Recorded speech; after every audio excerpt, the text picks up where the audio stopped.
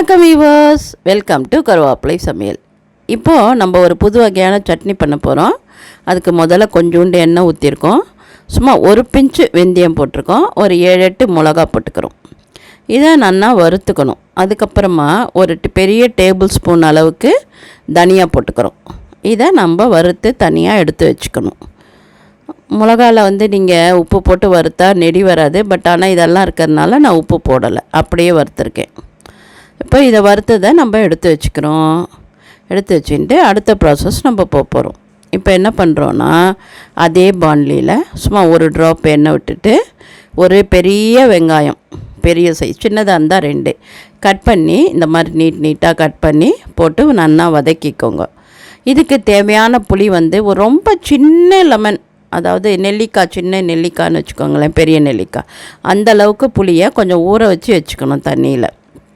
அந்த புளியை மாத்திரம் எடுத்து நம்ம என்ன பண்ணணும், இந்த வெங்காயத்தோடு போட்டு நல்லா வதக்கணும். ரெண்டும் மிக்ஸ் ஆகி அப்படி இதை பாருங்கள், இப்போ காமிச்சிருக்கேன் பாருங்கள், இந்த மாதிரி வதக்கின உடனே எடுத்து வச்சுக்கணும்.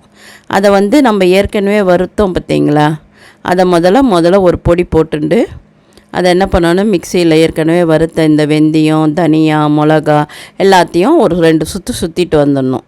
கொஞ்சம் பொடி ஆகிடுச்சா, ஒரு கோர்ஸாக பொடி ஆகிடுச்சா, அதில் நம்ம வெங்காயமும் புளியும் வதக்கணும் பார்த்திங்களா, அதை போட்டுடணும். அதை போட்டுட்டு அதுக்கடுத்தது என்ன பண்ணணும் அப்படின்னா, இந்த வெங்காயமே நறுக்கி இருந்தால் கொஞ்சம் எடுத்து வச்சுக்கணும் பச்சையாக. அதை சும்மா ஒரு ஸ்பூன் போடணும். ஒரு 5-6 கருவேப்பிலை போட்டுக்கணும். அப்புறமா பூண்டு, பச்சையாக பூண்டு ஒரு 6 போட்டுக்கணும். இது எல்லாத்தையும் கொஞ்சம் தேவையான உப்பை போட்டு, உப்பு தாங்காத சட்னி கொஞ்சமாக போட்டுக்கோங்க. போட்டு ஒரு 1/4 ஸ்பூன் போட்டு அரைச்சிட்டு அதுக்கப்புறம் பார்த்துக்கோங்க. இதை பாருங்கள், நம்ம அரைச்சி எடுத்துன்னு வந்துட்டோம். இதுதான் நம்மளோட சட்னி, புது வகையான சட்னி. ரொம்ப டேஸ்ட்டு நல்லா இருந்தது.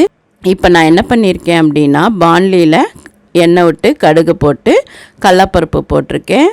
அடுத்தது உளுத்தம்பருப்பு போடுறேன்.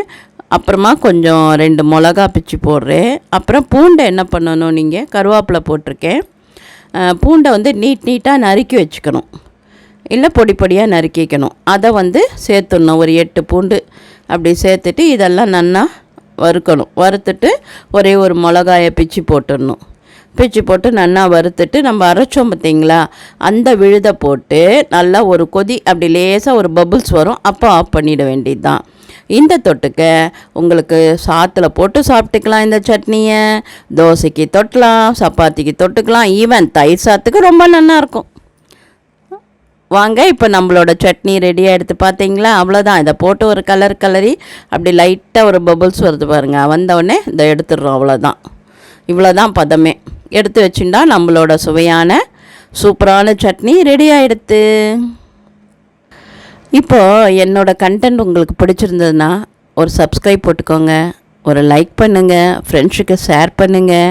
எப்பவும் போல் ஆரோக்கியமாக சாப்பிடுவோம், ஆரோக்கியமாக இருப்போம்.